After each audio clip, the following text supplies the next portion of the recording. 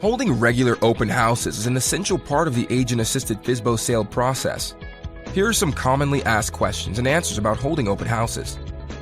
How many open houses should you hold? We suggest that you hold a minimum of 1 open house per week. The most popular day for open houses is Sunday. It's always a good idea to time your open house to coincide with those of competing listings in your building and neighborhood. This will help drive additional buyer traffic towards your listing. It's also a good idea to post a weekday open house from time to time.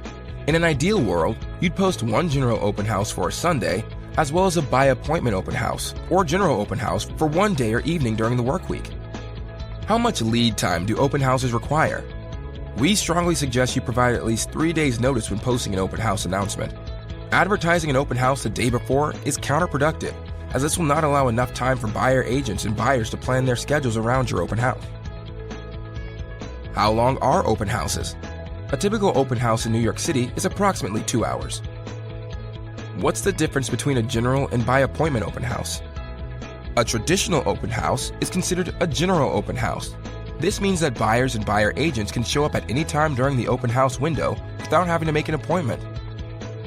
A by appointment open house does not permit walk-ins.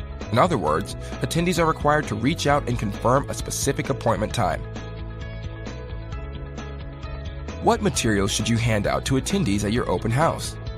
It's a good idea to offer each guest a show sheet and a floor plan of your home.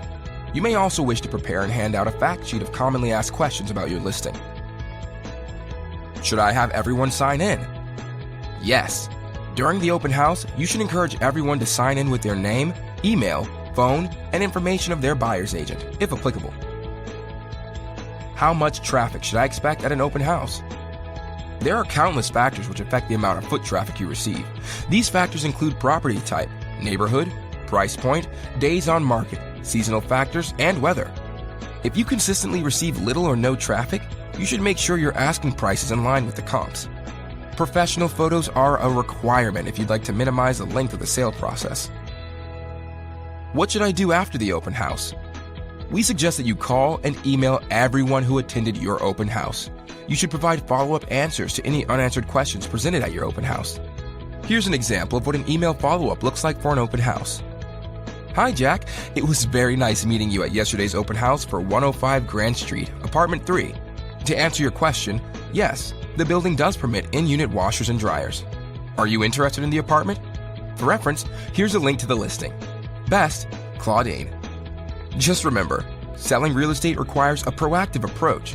If you give up on leads or forget to follow up with buyers, it'll take you longer to sell. More questions? Ask the community in Hauseit's forum, where buyers, sellers, and New York real estate professionals come together to discuss the toughest questions in real estate.